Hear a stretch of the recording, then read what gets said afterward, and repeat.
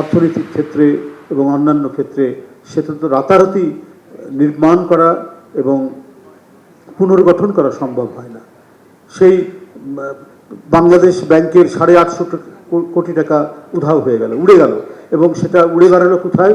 ফিলিপাইনের জুয়ার আসরে, ক্যাসিনোর মধ্যে। সোনালী ব্যাংক, বেসিক ব্যাংক, একটার পর একটা ব্যাংক লোপাট হয়ে গেল। অর্থনীতির এক কঠিন অবস্থা। লোক দেখানো কিছু মেগা প্রজেক্টের নামে মেগা লুটপাট, মেগা দুর্নীতির আমরা রূপকথার সমস্ত গল্প সেই সময় শুনে এসেছি, এবং যেটা অত্যন্ত বাস্তব এবং অত্যন্ত সত্য। সেই পরিস্থিতি, সেই লিগেসির ধারায় আজকে নতুন একটি সরকার, যে সরকার অবাধ সুষ্ঠু নির্বাচনের মধ্যে দিয়ে, ইনক্লুসিভ নির্বাচনের মধ্যে দিয়ে ক্ষমতায় এসেছে এবং ক্ষমতায় এসে রাষ্ট্র পরিচালনা করছে।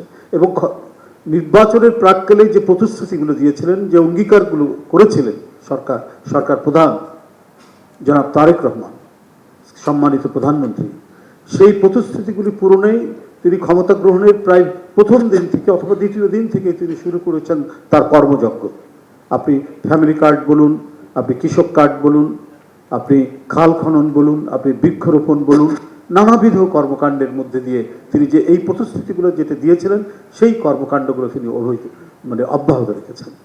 দিন রাত নিরন্তর প্রচেষ্টার মধ্যে দিয়ে তার প্রতিশ্রুতি বাস্তবায়নে তিনি কোনো ধরনের কমতি করেননি, ক্রমাগতভাবে সেটা করে যাচ্ছেন। এর মধ্যে বিভিন্ন ডিজাস্টার, দুর্যোগ, প্রাকৃতিক দুর্যোগ এবং আন্তর্জাতিক বিভিন্ন ঘটনা প্রবাহ আমাদের যে স্মুথ যে উন্নয়নের যে গতি, সেখানে অনেকটা বাধা হয়েছে।